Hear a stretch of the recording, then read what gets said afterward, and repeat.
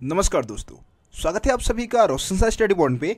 और आज की इस वीडियो में हम देखने वाले हैं 11th क्लास जो हमारा पॉलिटिकल साइंस का जो चैप्टर नंबर 6 है, जिसका नाम है राष्ट्रवाद। ये हमारा जो सेकंड बुक है ना, राजनीति सिद्धांत वाले, उसके इंपॉर्टेंट क्वेश्चन हम देखने वाले हैं चैप्टर नंबर 6 के। और ये ज़्यादातर इसमें जो है क्वेश्चन हमारे लॉन्ग क्वेश्चन आंसर रहने वाले हैं और बहुत अच्छे नोट्स के साथ आपको समझाने वाला हूँ। और ये क्वेश्चन ऐसे हैं जो कि आपके हर एग्ज़ाम में रिपीट होते हैं। मतलब ज़्यादातर आप देखेंगे कि अगर आप प्रीवियस ईयर के क्वेश्चन पेपर उठा के देखेंगे तो उनमें भी आपको ये क्वेश्चंस नज़र आएंगे आपके यूनिट टेस्ट में, या फिर आपके जो मिड टर्म एग्ज़ाम है, या फिर अभी फाइनल एग्ज़ाम होने वाले हैं, सभी में यही क्वेश्चंस पूछे जाते हैं। तो आप लोगों से रिक्वेस्ट है कि भाई वीडियो को एंड तक देखिए, क्योंकि इसमें कुछ लॉजिकल क्वेश्चन भी मैंने ऐड कर रखा है, कुछ सिंपल क्वेश्चन है, कुछ लॉजिकल क्वेश्चन है, ताकि सभी तरीके के क्वेश्चन को आप अटैम्प्ट कर सके। पहले क्या था कि ज़्यादातर मैं सिंपल क्वेश्चन ऐड किया करता था, तो बहुत सारे स्टूडेंट ने कमेंट किया कि भैया क्वेश्चन तो कुछ हार्ड भी आ जाते हैं। तो मैंने कोशिश किया कि भाई कुछ लॉजिकल क्वेश्चन जो कि हार्ड क्वेश्चन होते हैं, हार्ड कैटेगरी के जो क्वेश्चन है, उसको भी मैं वीडियो में ऐड कर दूँ। तो वीडियो को एंड तक देखिए, सभी क्वेश्चन को आप आसानी से समझ पाएंगे। तो पहले हम 3 क्वेश्चन हार्ड कैटेगरी के जो है, थोड़े से टफ है, मतलब टफ तो नहीं कहेंगे, बस थोड़ा सा इसको समझना होता है। आप समझ गए ना क्वेश्चन को, तो आसानी से आप इसका आंसर कर सकते हैं। तो 3 क्वेश्चन शुरू में हम इसको समझ लेते हैं, उसके बाद जो आसान वाले कैटेगरी के जो क्वेश्चन होंगे उसको हम समझेंगे। तो सबसे पहला क्वेश्चन दिया गया है कि भैया राष्ट्रवाद ने राष्ट्र को जोड़ा भी है और तोड़ा भी है, कथन को स्पष्ट कीजिए।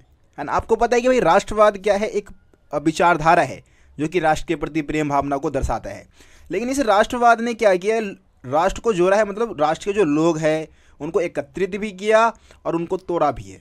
इसके एग्जाम्पल बहुत सारे नजर आएंगे। जैसे राष्ट्रवादी विचारधारा के तहत ही भारत में हिंदू, मुस्लिम, सिख, ईसाई सब एक होके अंग्रेजों से लोहा लिए, सबने अंग्रेजों का विरोध किया, अंग्रेजों को मार भगाया। लेकिन आपको पता है कि राष्ट्र के नाम पे ही, मतलब कि एक अलग राष्ट्र की मांग की गई, पाकिस्तान नामक अलग राष्ट्र की मांग की गई, और इसके कारण लगभग 10 से 15 लाख लोगों की जान भी गई। है ना, तो ऐसे बहुत सारे एग्जाम्पल आपको नजर आ जाएंगे, एक एग्जाम्पल नहीं है, बहुत सारे ऐसे एग्जाम्पल नजर आएंगे आपको।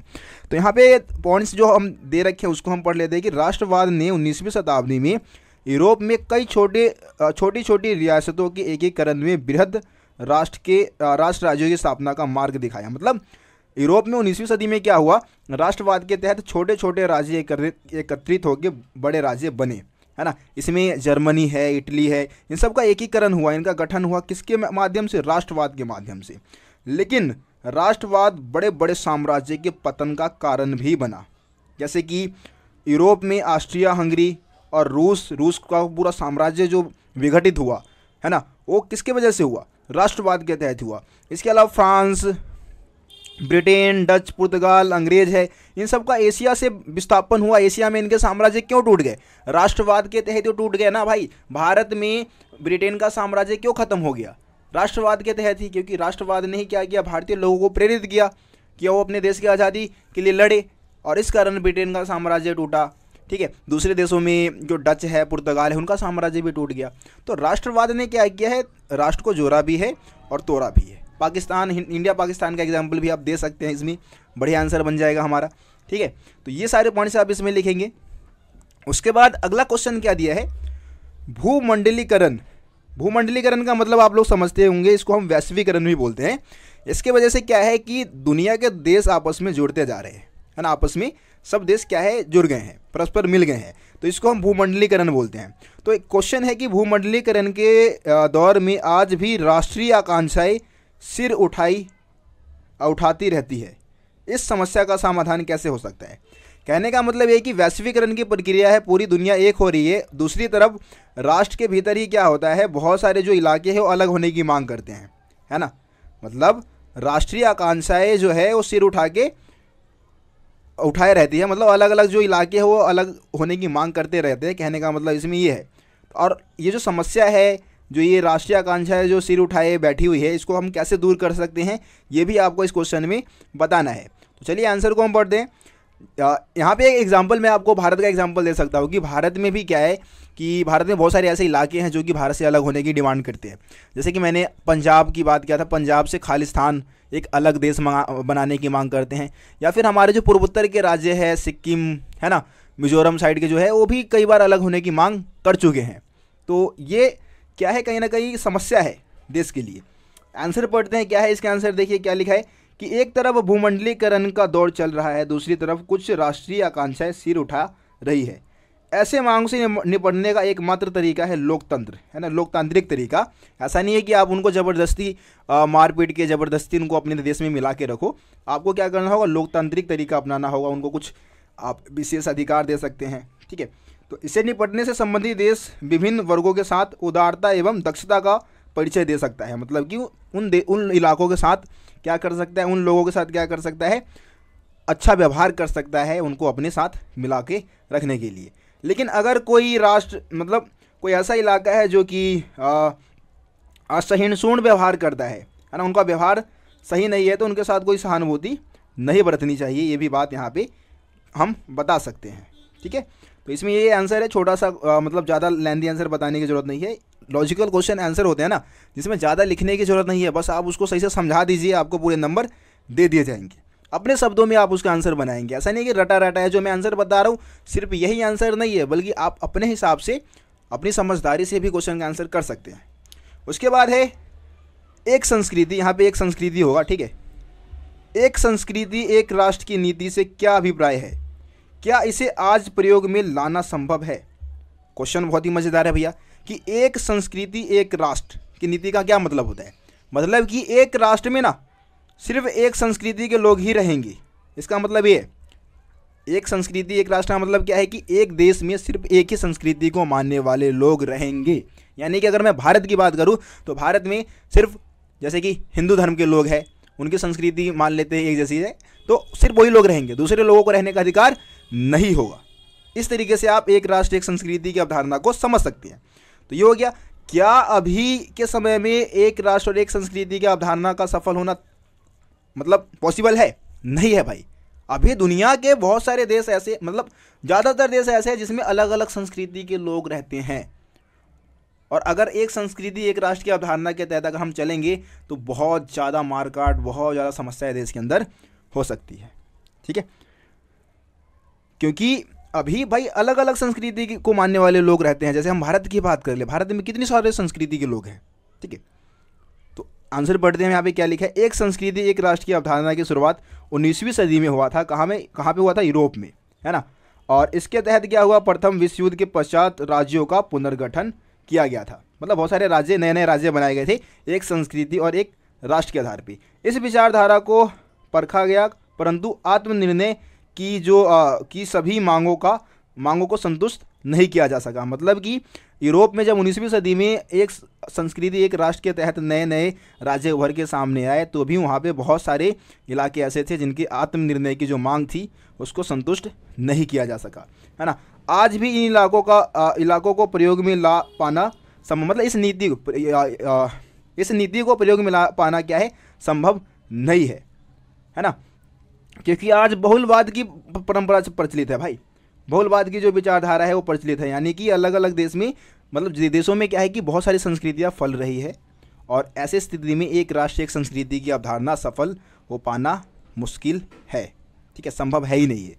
तो ये 3 क्वेश्चन थे जो कि थोड़ा सा लॉजिकल है।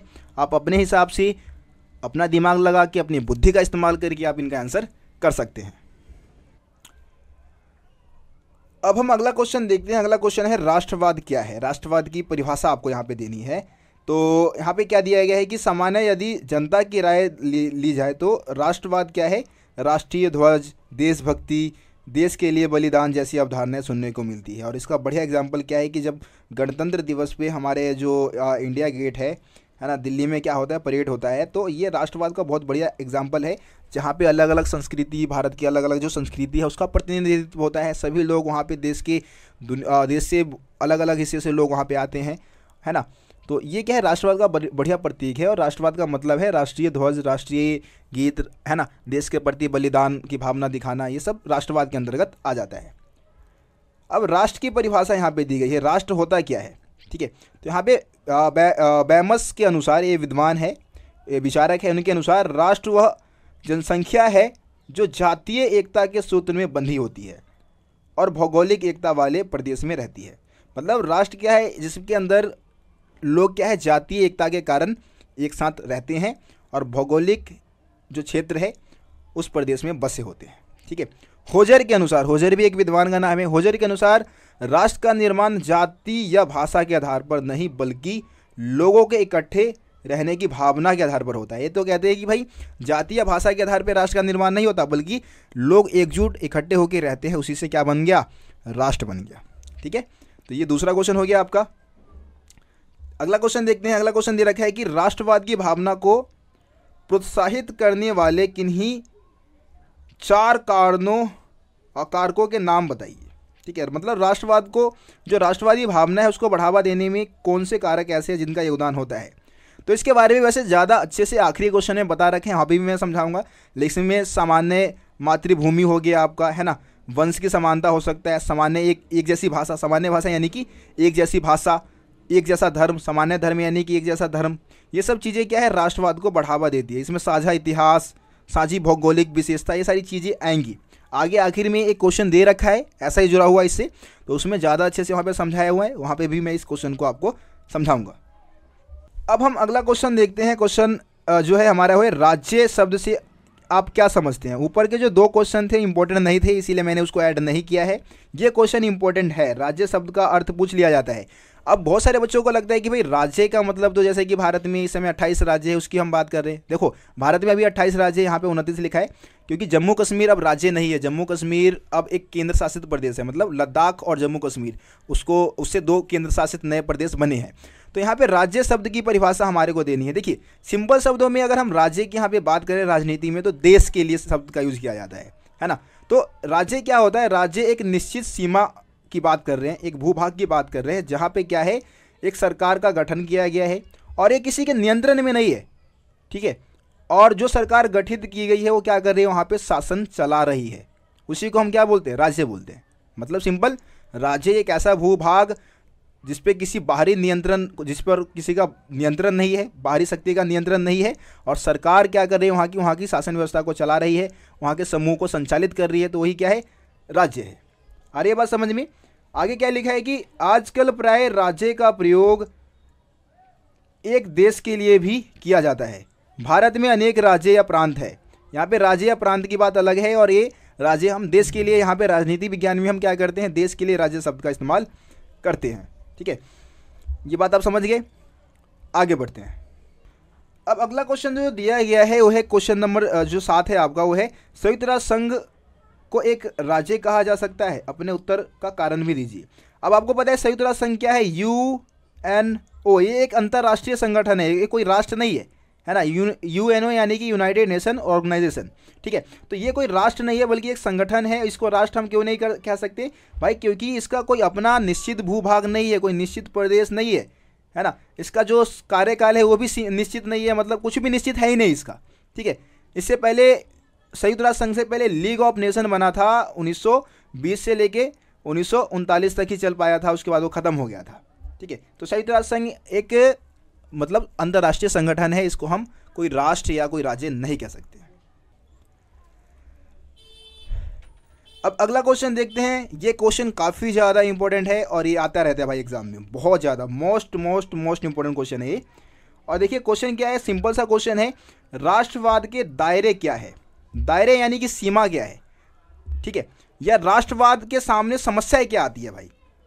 ठीक है, राष्ट्रवाद मतलब आप समझ चुके हैं कि राष्ट्र के प्रति प्रेम भावना दिखाना राष्ट्रवाद है, लेकिन कई बार क्या होता है कि ये राष्ट्रवादी भावना में भी बहुत सारी कमियां देखने को मिल जाती है। राष्ट्रवादी भावना कई बार मतलब नहीं चल पाती है। तो इसके पीछे राष्ट्रवाद की सीमाएं क्या है, राष्ट्रवाद की समस्याएं क्या है, उसी को हम इसमें समझने वाले हैं। तो देखिए राष्ट्रवाद की पहली जो सीमा है वो है धार्मिक विविधता। ठीक है, धार्मिक विविधता क्या करता है, राष्ट्रवाद को समाप्त कर देता है। अगर 2 धर्म के व्यक्ति है, जैसे हिंदू मुसलमान की हम बात करें, तो उनके अंदर राष्ट्र को लेकर प्रेम भावना मतलब उतना ज़्यादा विकसित नहीं हो पाता, वो पहले अपने धर्म को ज़्यादा महत्व देते हैं। ठीक है, तो धर्म मतलब क्या करता है, धार्मिक विविधता क्या करता है, राष्ट्रवाद को ख़त्म कर देता है। इसके अलावा क्षेत्रवाद मतलब एक व्यक्ति अपने आप को विशेष क्षेत्र का ही मानता है। जैसे कि जम्मू कश्मीर का है तो वो कहता है कि भाई मैं इंडियन नहीं हूँ, मैं जम्मू कश्मीर का हूँ, है ना। ये क्षेत्रवाद हो गया। और क्षेत्रवाद भी क्या करता है, राष्ट्रवादी भावना को समाप्त कर देता है। आर्थिक असमानता मतलब कि भाई एक व्यक्ति गरीब है, एक व्यक्ति अमीर है, तो ये भी क्या करेगा, राष्ट्रवादी भावनाओं को खत्म कर देगा, राष्ट्रवाद के मार्ग में बाधा उत्पन्न करेगा। नैतिक मूल्यों का ह्रास, नैतिक मूल्यों के ह्रास से भी क्या होता है, राष्ट्रवादी भावना को खतरा उत्पन्न होता है। मतलब कि अगर कोई व्यक्ति है जो कि ये करना ही नहीं चाहता, अपने राष्ट्र के प्रति प्रेम भावना दिखाना ही नहीं चाहता, तो ये भी क्या है, राष्ट्रवाद के लिए खतरा है। भाषा की समस्या, अब भाई अलग अलग भाषा वाले लोग भी है देश में होते हैं, तो इस कारण भी क्या होता है कि वो मतलब अपनी भाषा को ज़्यादा महत्व देते हैं। जैसे कि अगर हम भारत की बात कर लेते हैं तो भाई दक्षिण में हिंदी भाषा को बढ़ावा दिया जाता है। अब जैसे हम बोलते हैं ना कि भाई हिंदुस्तान है, यानी कि यहाँ पे सबको हिंदी बोलना चाहिए, लेकिन हम साउथ में जाते हैं तो वहाँ पे भाई कोई भी हिंदी का इस्तेमाल करना ही नहीं चाहता है। तो इस कारण क्या होता है कि राष्ट्रवादी भावना को ठेस पहुँचता है, और भाषा भी राष्ट्रवादी भावना को कहीं ना कहीं, राष्ट्रवादी भावना की एक सीमा कह सकते हैं हम राष्ट्र भाषा को। ठीक है, तो ये पॉइंट्स यहाँ पे आप बताएंगे। अब अगला क्वेश्चन है, राष्ट्रवादी भावना को प्रेरित करने वाले कारण कौन से हैं, उदाहरण दीजिए। मतलब ऊपर एक क्वेश्चन मैंने तीसरा क्वेश्चन जो आपको समझाया था उसी से मिलता जुलता क्वेश्चन है ये, कि राष्ट्रवादी भावना को प्रेरित करने वाले कारक कौन से हैं, कौन सी ऐसी चीज़ें हैं जो कि राष्ट्रवादी भावना को बढ़ावा देता है, लोगों को एकजुट करता है। ठीक है, तो यहाँ पे सबसे पहले है साझे विश्वास। साझे विश्वास का मतलब है कि एक क्षेत्र के लोग, एक राष्ट्र के लोग अपने एक दूसरे के ऊपर क्या करें, विश्वास करें, है ना, एक टीम के रूप में काम करें। टीम के तरह मान लो कि कोई समस्या आता है देश के ऊपर, तो एक टीम बना के क्या करे, उस समस्या का समाधान करे। ये राष्ट्रवादी मतलब साझे विश्वास में आ जाएगा आपका, जो कि राष्ट्रवादी भावना को बढ़ावा देता है। इसके अलावा साझा इतिहास, है ना, अगर मान लो कि एक देश का साझा इतिहास है तो वो भी राष्ट्रवाद की भावना को बढ़ावा देगा। जैसे कि मैं बोल दूं कि भाई हमारा जो भारत का जो साझा इतिहास है ये है कि भाई भारत में हड़प्पा सभ्यता का विकास हुआ, है ना, हमारे पुराने जो ग्रंथ है जैसे कि रामायण महाभारत, इन सब चीज़ों से हमारे अंदर क्या होता है, एक राष्ट्रवादी भावना उत्पन्न होता है।